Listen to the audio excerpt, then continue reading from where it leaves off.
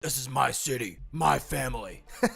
Sup peeps, Supercliff here, and thanks for tuning in on today's brand new episode. And just in case you didn't catch on to that reference, we will be covering Daredevil, written by Chip Zdarsky. So let's swing our way in, shall we? So our story begins with a crappy looking bar and Matt Murdock inside drinking his sorrows away alongside the scum and villainy of Hell's Kitchen. And it doesn't take long for Matt Murdock to attract the attention of a young beautiful girl who probably isn't your best choice to bring home to your family's Thanksgiving dinner. Yeah, probably not going to go over so well. And along the panels, we see that Matt is taking painkillers with alcohol, which is never a good combination. I'm not a doctor, but hey, I've read a book or two. And we know that in Daredevil's previous run by Charles Soule, dude ended up in a coma. So maybe this is a plot for the future? Maybe? We'll see. Now we're given a flashback when Matt Murdock is seen prior to the accident where he lost his sight with Battling Jack Murdock, his father, who is bringing his son to see the local priest because Jack figures he just doesn't know how to handle the son in a disciplinary action way. Man, that was a tough word to say for some weird reason. Figures the local priest can do a better job because, well, why not? And it's here we're told that Matt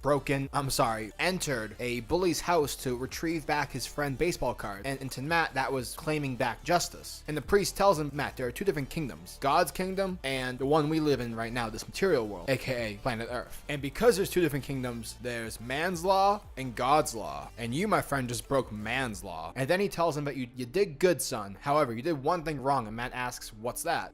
You got caught. Boom. Sit your ass down, son. Fast forward to the current day, where we see Matt finishing up with hooking up with the chick.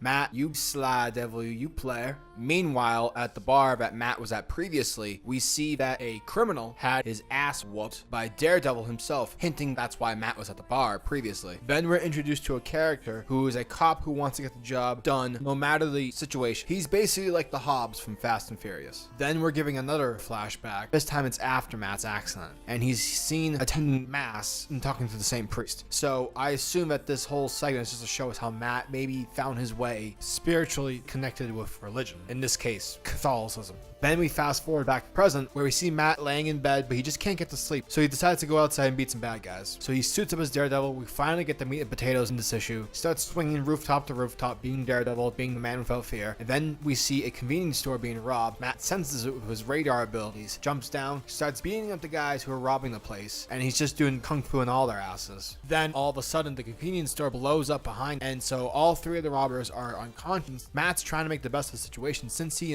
is still recovering, so he's not up to full strength as he usually is when he's fighting the injustice. Now we're giving another flashback. This time it's when Matt first becomes Daredevil. So like during The Man Without Fear by Frank Miller. And he tells the priest that he's been talking to throughout all these other flashbacks that he's ready to fight and do some harm for good. Telling the priest that he is to be the hands of God through a confession stand. Just like the show. And before the priest catch up with Matt, realizing who it is, he sees the original mask that Daredevil wore during his early superhero career left on the floor. Fast forward to present, we see Kingpin, Mayor Kingpin, with his assistant Wellesley as they're talking about mayor business. Kingpin turns on the TV, sees that they're talking about an explosion that happened nearby in Hell's Kitchen. The incident was recorded on live surveillance feed, and that two of the robbers are in custody while the third one died of head trauma. And upon viewing, Kingpin just smiles, and then we see Matt finally getting some sleep. And that's where the issue ends. And I have to say, I wasn't blown away as I was with Marvel 2-in-1, which was also written by Chip Zdarsky. I wasn't really expecting that same reaction for this issue. However,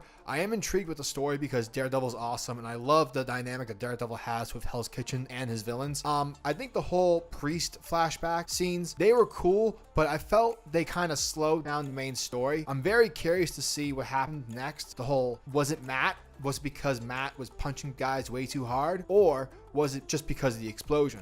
That leaves a lot of interesting questions. Did Matt actually kill someone? Or did Kingpin set this up? Marco Cicchetto's art is, it's decent, it's great. It's not amazing, but it suits the story very well. It's very comic booky-esque for a Daredevil book. Overall, I give this issue a confident 7.5 out of 10. It's good, it's great. I'll pick up the next issue. I think this story is just it's gonna be building up over time. And once that happens, oh boy.